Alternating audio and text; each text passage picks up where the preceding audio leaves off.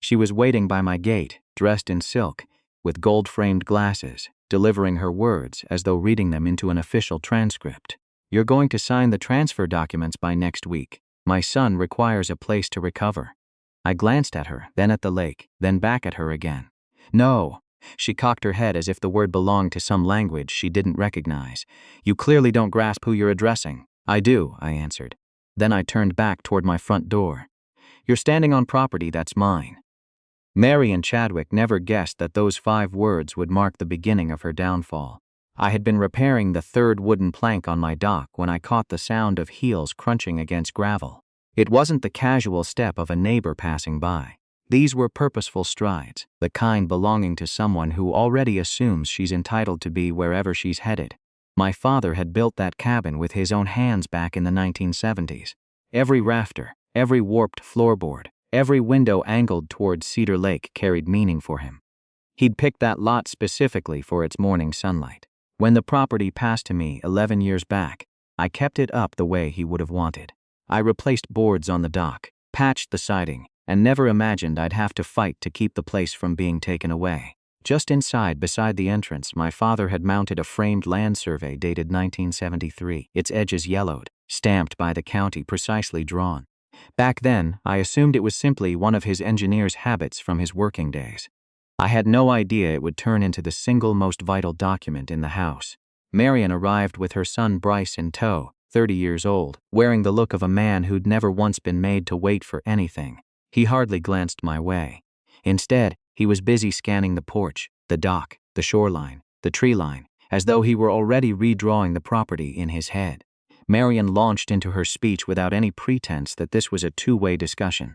She announced she was presenting a community reallocation proposal under HOA policy. She spoke of Bryce needing a recovery-oriented living space. She tossed out the phrase, equitable redistribution of underutilized community assets, as though it carried weight in ordinary conversation.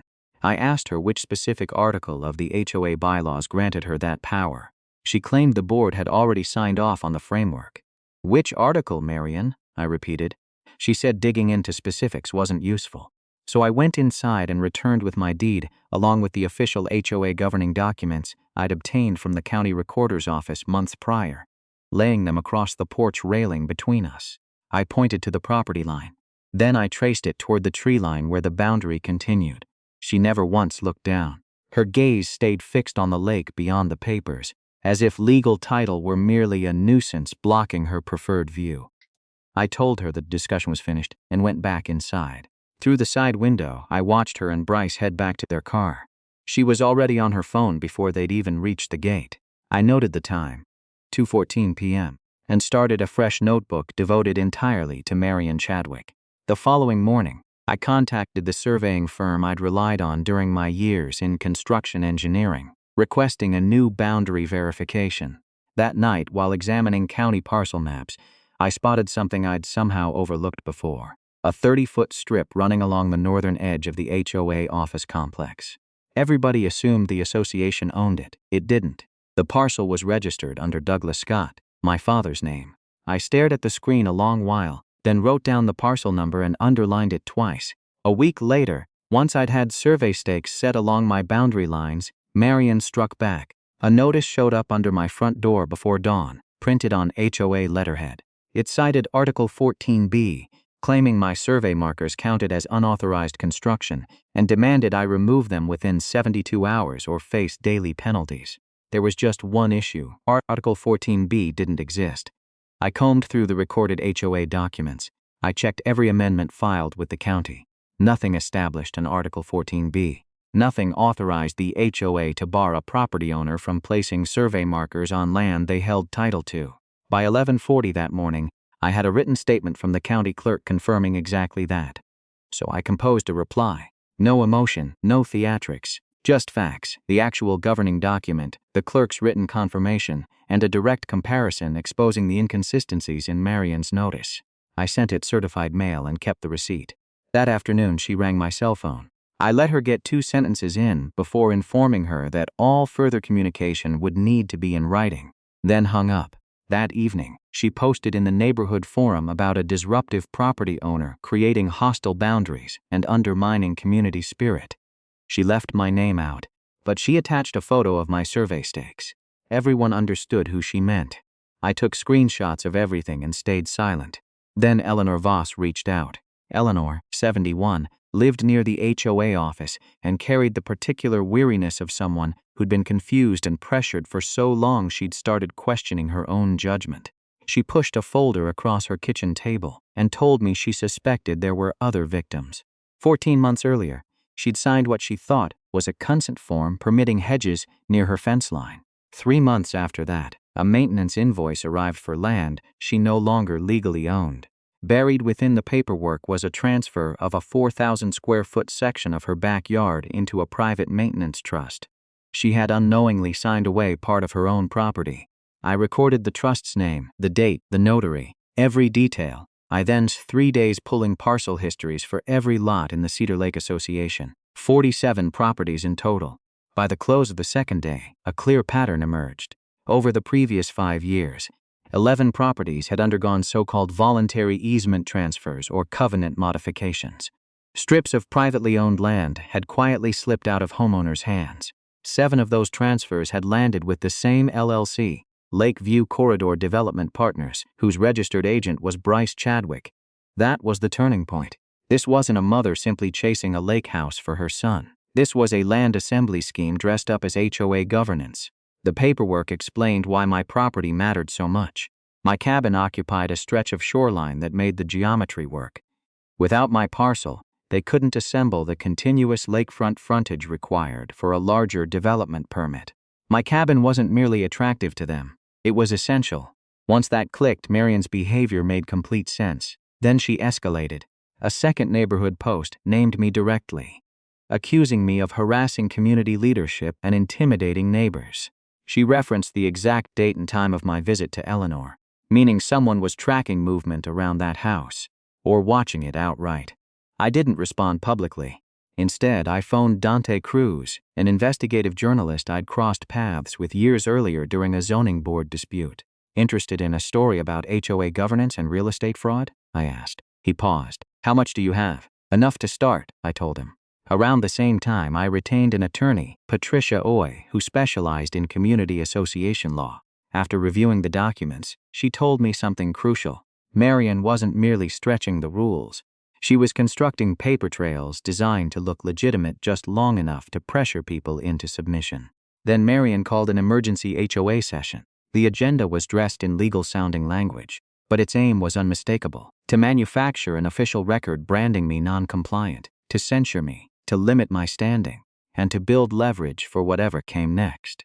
Patricia advised me to show up, stay quiet, and sign nothing. 14 households turned out of 47 total. That worked out to 19%. The bylaws demanded 30% for any vote to bind. Marion never brought that up. She called the vote regardless. 11 hands rose against me, 2 abstained. Eleanor voted no. Marion announced the measure had passed and moved to adjourn. I sat quietly, cataloging every procedural violation. No quorum check. Households behind on dues still casting votes. The complete membership roster never distributed. Questions on the record left unanswered.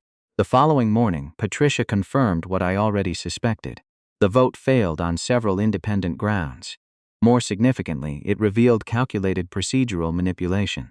That same night, around 2:17 a.m., someone repositioned 4 of my survey stakes. Not stolen, relocated, shifted just enough to muddy the boundary line. Careful, deliberate, precise. What they hadn't accounted for was the motion-triggered camera I'd installed. I watched the recording 3 times. A figure dressed in dark clothing, wielding what appeared to be a rubber mallet. I backed up the footage to secure storage, restored the stakes myself before daybreak, photographed the scene thoroughly, and started a new folder in my filing cabinet labeled Physical Interference. Then came the moment that shifted everything's pace. I returned home one afternoon to find the front door unlocked. Not forced open, simply opened. Nothing obvious had vanished. The cabin held that unsettling quiet of a space that had been disturbed and then carefully restored. Then I noticed the shelf. The photographs had been rearranged, and the cedar box sat open. That box belonged to my late wife, Catherine. It contained the few small treasures she'd held onto near the end: a folded letter, a pressed flower, a coin minted the year we married. Whoever had entered had removed those items and arranged them across the floor in a loose semicircle beneath the shelf. Not broken, not taken, but displayed. On the kitchen table, pinned beneath the salt shaker, sat a single document, a property transfer agreement, typed out in full and already bearing Marion Chadwick's signature on the seller's line. My own field sat empty, waiting to be filled. I returned every item in the cedar box to its exact place, closed the lid, and straightened the frames on the shelf. Then I sat and stared at the transfer agreement for a full 4 minutes before reaching for the phone. First call, the sheriff's office. Second call, Patricia. Get everything ready, I told her. Fraud, burglary, intimidation, all of it. I want a full package prepared for court and for a prosecutor. Third call, Dante. I'm ready, I said. Days later, another piece clicked into place. Greg Salter, the HOA secretary, left a voicemail asking to meet somewhere away from the neighborhood. We sat down at a diner 12 miles east. He slid a padded envelope across the table. Marion had forced him out after he questioned a $22,000 line item in the reserve fund with no invoice attached. Inside the envelope were photocopies of minutes from 11 HOA meetings that had never made it into the official record. Sessions held after official adjournment, sometimes attended by only 3 people, where Marion and Bryce discussed specific properties, specific owners, and the sequence for rolling out transfer agreements. My name showed up in notes from 8 months earlier. Lake frontage, high priority, approach after Voss transfer confirmed. I had been targeted long before Marion ever set foot on my gravel path. That night, Patricia went through the documents and said we now had enough for criminal referrals, HOA fraud, breach of fiduciary duty, conspiracy to acquire property through deception, plus a separate evidentiary trail connected to the unlawful entry at my cabin. She asked when I wanted to act. 1 more week, I told her, because by then I knew precisely what I intended to do with my father's forgotten strip of land north of the HOA office. I contacted a fencing contractor I'd worked with for years, gave him the measurements from my father's deed, and asked what it would take to install steel panel fencing around the entire perimeter with a single gate. 5 business days for permits, he said, 2 more for installation. I told him to begin right away. Monday arrived cold and quiet. By 6:17 a.m., the first fence post was already sunk into the ground. The permit was legitimate. The land was mine. The work followed every regulation. At 8:04, Marion's silver sedan rolled into the HOA complex. By then, a third of the fence line already stood, 6-foot black steel anchored in concrete, tracing exactly along the boundary of the strip my father had purchased decades before. She stepped out, stormed toward the crew, and ordered them to halt. The lead worker handed over the permit. She examined it, glanced at the fence, then looked at the parcel record listing the registered owner. What came out of her wasn't quite a word. She called the police. 2 sheriff's deputies showed up, reviewed the permit, verified the parcel records, and confirmed exactly what she didn't want confirmed. The land was privately held, the construction was legal, and there was no grounds to stop it. Neighbors started to gather. Eleanor arrived, Greg arrived, along with a handful of other homeowners who'd quietly reached out to me in recent weeks. Then Dante showed up with a camera operator, and finally a representative from the district attorney's office pulled up in an unmarked car arranged through Patricia. At 9:45, I walked over carrying 3 manila envelopes, 1 for the senior's deputy, 1 for Dante, 1 for the DA's representative. Inside, the recertified surveys, documentation of the fraudulent amendment, the invalidated HOA records, the trail of parcel transfers, Greg's meeting minutes, the burglary report, the pre-signed transfer agreement, the LLC filings naming Bryce, and the links tying the land grab to a development fund far larger than one neighborhood's dispute. 114 pages, tabbed, organized, unassailable. The fence mattered most for one reason. It made the truth visible. The HOA office remained exactly where it had always been. The road hadn't shifted. The parking lot hadn't moved. But now the invisible line between assumption and deed stood there in steel and concrete for anyone to see. Marion could argue with a person. She could bully a neighbor. She could manipulate a meeting. But she couldn't argue with a certified survey, a county permit, a lawful fence, and a prosecutor holding the file. After that, everything moved fast. Patricia filed the formal fraud complaint. The sheriff launched a criminal investigation into the break-in and intimidation. Bryce's LLC was served with a civil investigative demand, and its accounts were frozen pending audit.